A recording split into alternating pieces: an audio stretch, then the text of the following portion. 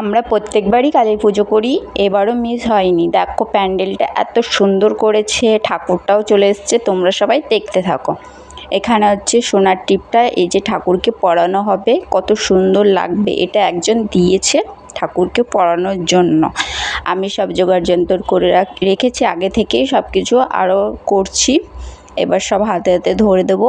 ঠাকুরমশাইও চলে এসছে, আমরা সবাই জল ভরতে চলে এসেছি খালে, মানে আমাদের এখানে একটা খাল আছে, তো ওখানে আমরা সবাই জল ভরি, কারণ এখানে ঠাকুর বিসর্জন হয়, এখান থেকে আমরা জল নিই।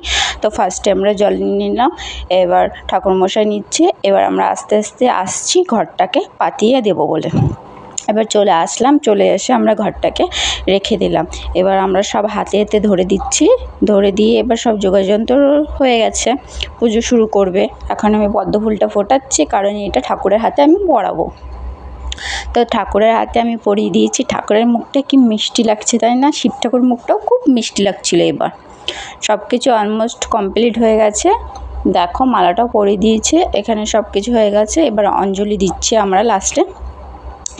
আমাদের অঞ্জলি শেষ, এবার হোমযজ্ঞ হবে। হোমযজ্ঞর জন্য সব কিছু রেডি করছে। দেখো এটাই হচ্ছে কি বলবো, দেখার মতন কালী পুজো, মানে কি বলবো।